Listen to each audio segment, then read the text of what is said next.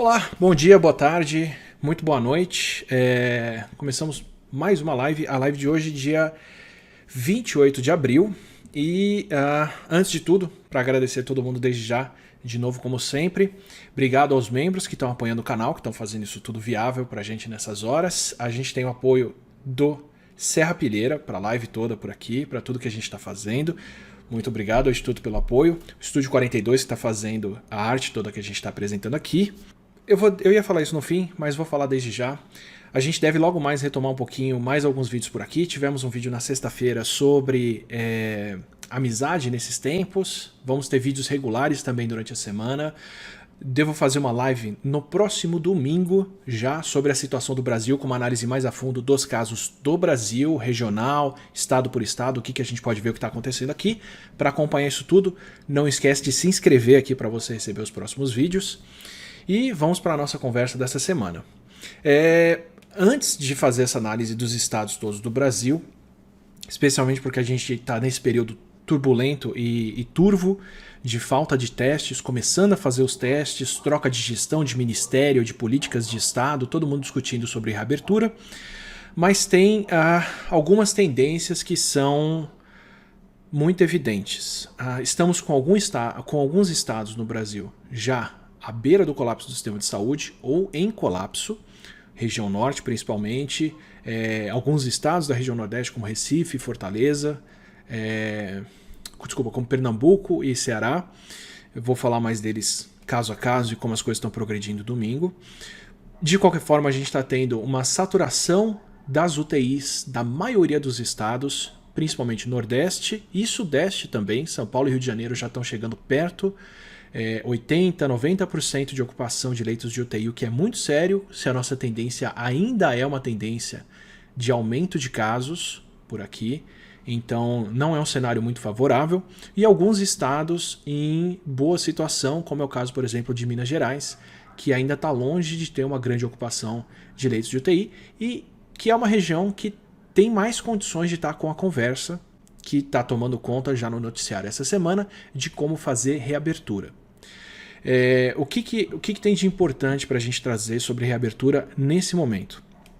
Tem países conversando sobre como retomar atividades, tem países europeus que já estão até abrindo escolas, embora as escolas infantis, as escolas de criancinha que eles têm por lá, tenham muito menos alunos por sala e tenham uma outra organização em relação à nossa por aqui. Se você quer uma discussão mais a fundo disso, como eu digo sempre, toda semana a gente analisa país a país no Xadrez Verbal, no podcast com o Felipe.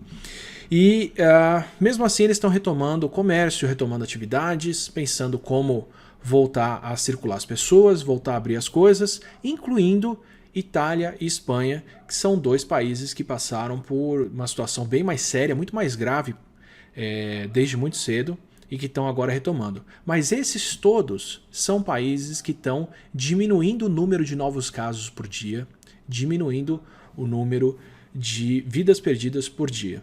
O Brasil, na tendência recente, voltou a subir nessa direção. Então, ainda acho um pouco complicado e um pouco precipitado a gente estar discutindo retomada de atividade se a pandemia aqui não está sendo controlada, se ela continua crescendo. É um passo um pouco arriscado e é um pouco adiantar o andar da carruagem. E isso parece um problema recente, parece uma coisa que o Brasil só passa agora, mas na verdade não é. Esse tipo de situação de ter uma pandemia, de ter disputa entre medidas sanitárias de fechamento, quarentena, isolamento de pessoas e retomada de atividades, de ter esse tipo de preocupação de quem pode trabalhar e está imune, já pegou o vírus, já pegou a doença e está curado e pode voltar às atividades ou não. Essa pressão por uma volta de atividade de quem vai exercer esse tipo de atividade em meio a uma pandemia não é um problema novo para o mundo nem para o Brasil. A gente já passou por uma série de pandemias dessas. Eu estava escrevendo essa semana passada a minha coluna na Folha. Estou tendo prazer agora de escrever, pelo menos a cada 10 dias por lá, um texto sobre o que a gente está passando na pandemia. Se você nunca viu, vale dar uma conferida. Eu assino a coluna lá a cada 10 dias. E eu queria discutir sobre passaporte imune, sobre que valor que tem trabalhadores com imunidade. É o texto que sai amanhã na Folha. E encontrei uma obra excelente, um livro do professor Sidney Chalhoub, que é um historiador. Eu falo a obra e eu não falei o livro aqui, né? Meu Deus, e onde eu pus o livro? Desculpa, professor.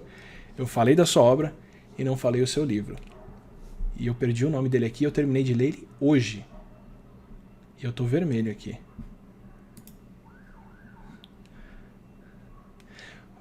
O livro Cidade Febril, do professor Sidney Chalhoub, que é uma obra excelente falando sobre vários ingredientes brasileiros que a gente está vendo se juntando de novo na pandemia de agora. A gente tinha...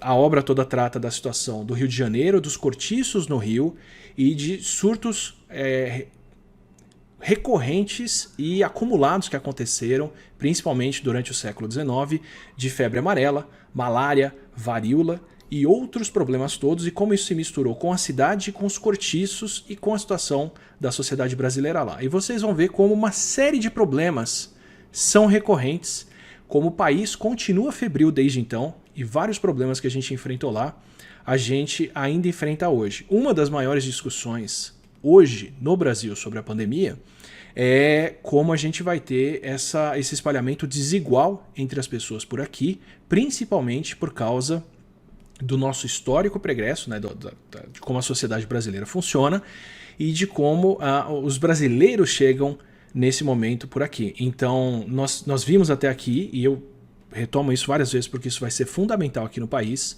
O Brasil tem várias cidades com situações completamente diferentes de qualidade de sistema de saúde, de condições de vida, desenvolvimento humano, tratamento sanitário, educação e por aí vai. A gente já tem uma live sobre a região norte falando do problema que a região norte ia enfrentar e está enfrentando agora por conta disso.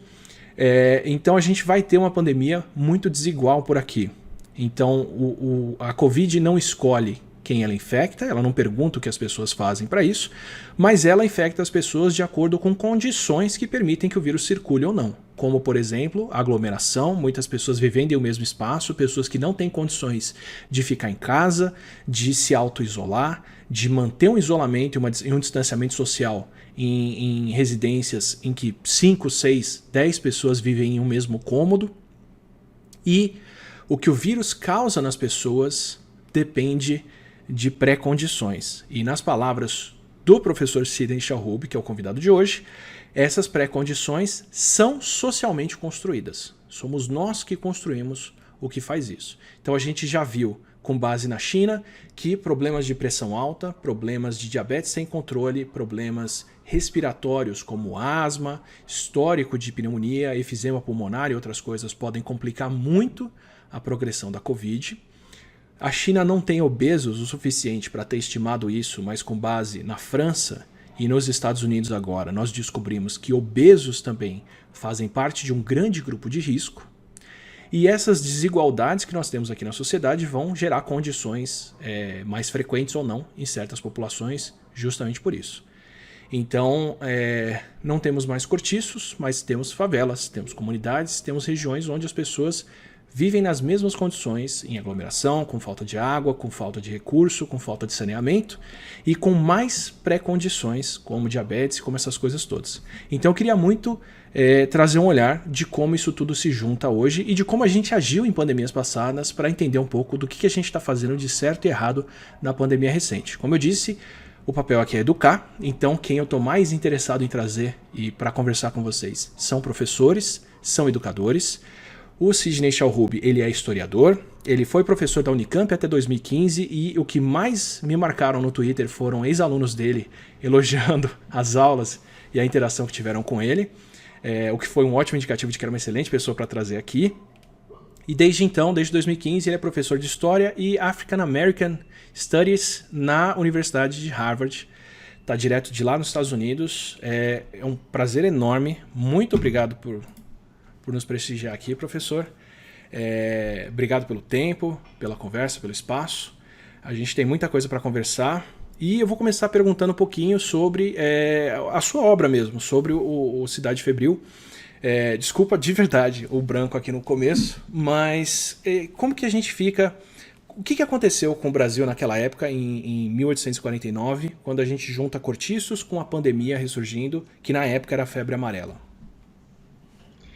Bem, em primeiro lugar, obrigado pelo convite para essa conversa, parabéns pelo seu trabalho. Então, há muitas semelhanças e diferenças. Nós, historiadores, a gente sabe que a história nunca se repete, mas a gente sabe também que aprende muito comparando, fazendo analogias entre diferentes situações. Tá?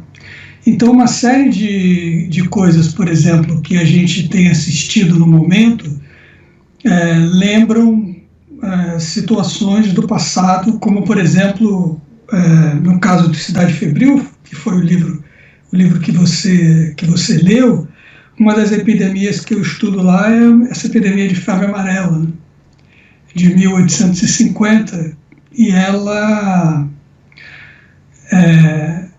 se caracteriza por uns primeiros meses em que as autoridades públicas não queriam acreditar. Então você teve, se sabe perfeitamente como ela chegou primeiro a Salvador, um navio que saiu de Nova Orleans, parou em Havana, e de Havana foi para Salvador. Todas essas cidades em que havia uma quantidade muito grande de escravos, e cidades ainda onde havia, no caso de Havana, chegada de muitos navios provenientes da África com gente escravizada. No Brasil também, né? Rio de Janeiro, Salvador, ainda havia o tráfico que era ilegal, mas continuava sendo praticado. E esse navio chegou lá em 30 de setembro, se não me engano, de 1849 em Salvador, com doentes de uma febre que acontecia no Caribe. Demorou um pouco para que as autoridades se dessem conta que a coisa estava se espalhando de forma grave em Salvador.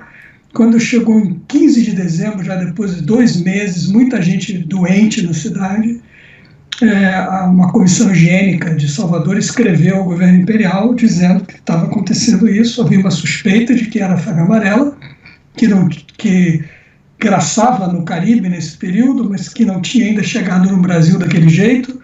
Havia algumas suspeitas de casos anteriores que não viraram grande epidemia.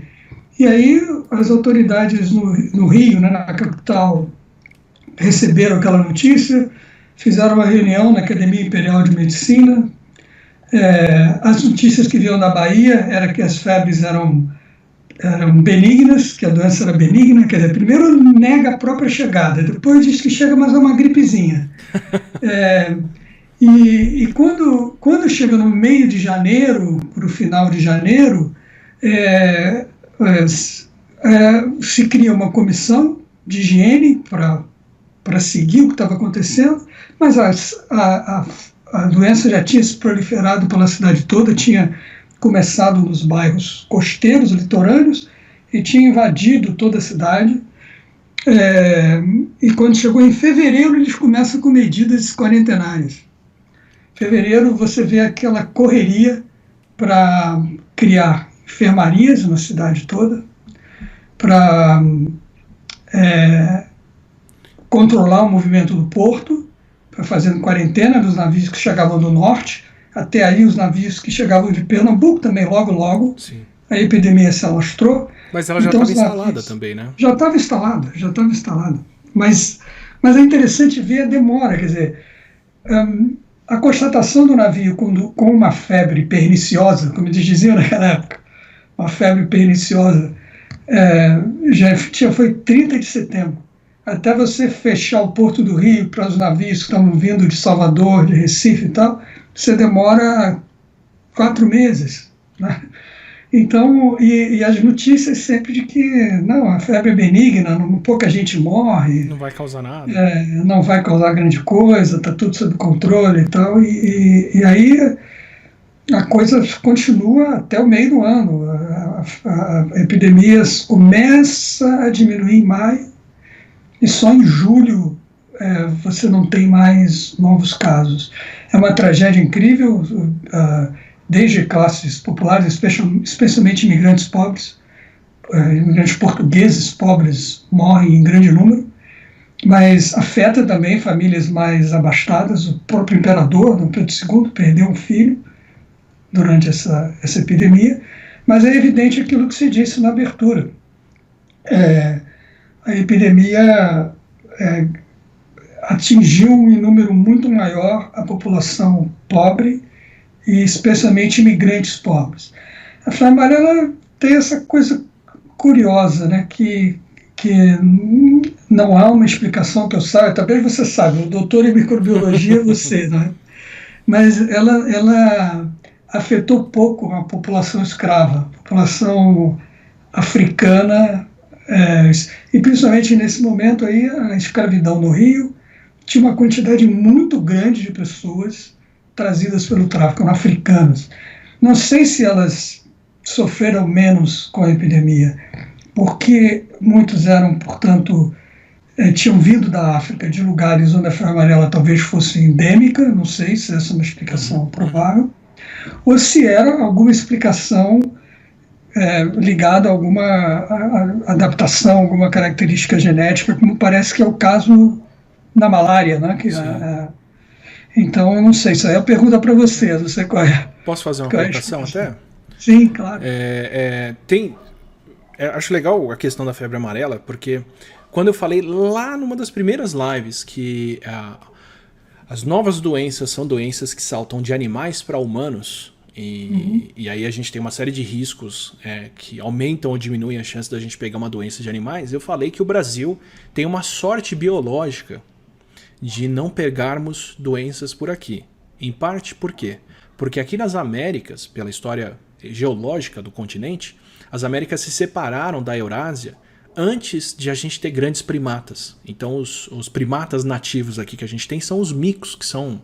e são macacos pequenos, não tem orangotango, gorila, chimpanzé e coisas assim, e coisas assim que são animais mais próximos do ser humano, que tem vírus que conseguem infectar um organismo mais parecido com o nosso e tem mais chances de saltar pra gente.